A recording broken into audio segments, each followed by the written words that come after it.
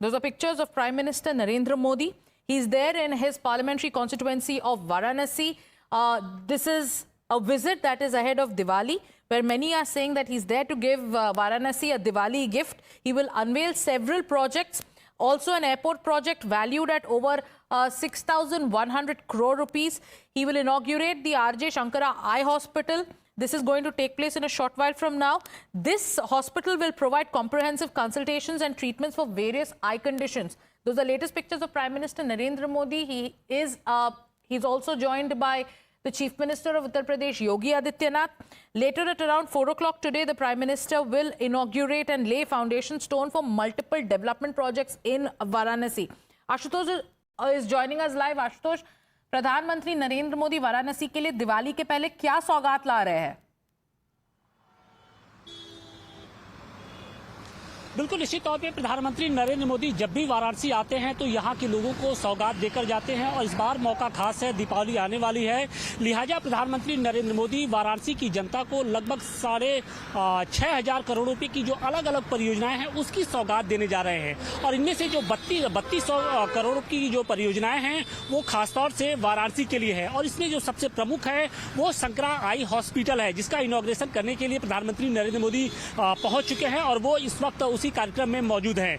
इसके अलावा शाम तकरीबन 4 बजे के आसपास वो वाराणसी स्पोर्ट्स कॉम्प्लेक्स जाएंगे, जहां पर वो उसका उद्घाटन करेंगे। और इसके साथ ही जो पूर्वांचल के अलग अलग जो खिलाड़ी हैं, लगभग जिनकी संख्या लगभग 4,000 है, और इसके साथ ही वाराणसी की जनता के साथ वो सीधे तौर पे रूबरू होंगे।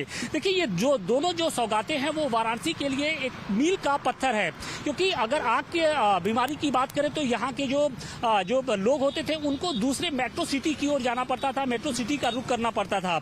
इसके साथ ही जो पूर्वांचल के खिलाड़ी होते थे उनको खेलों के लिए दूसरे जो प्रदेश है, मसलन पंजाब, हरियाणा, दिल्ली, महाराष्ट्र आदि जैसे जो बड़े राज्य हैं वहां पर जाना पड़ता था।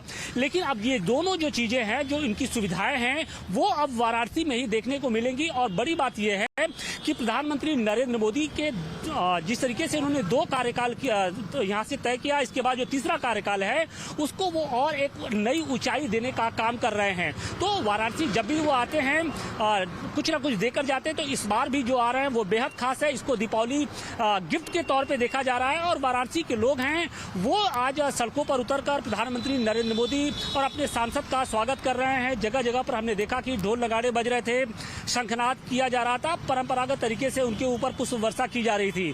तो वाराणसी के लोग भी उनको उतने ही शिद्दत के साथ उनका इस्तकबाल कर रहे हैं। अब देखना यह है कि शाम तकरीबन 4 बजे प्रधानमंत्री जब सिगरा स्टेडियम पहुंचते हैं, यानी स्पोर्ट्स कॉम्प्लेक्स पहुंचते हैं, और उस दौरान जब वो लोगों से रूबरू होंगे तो क्या कुछ अपने मन की बात वो रखते हैं।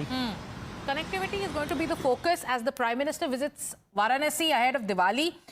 People of Varanasi there welcoming the Prime Minister in their style, which was very, very grand. Thank you so much for joining us. Time now for us to take a short commercial break.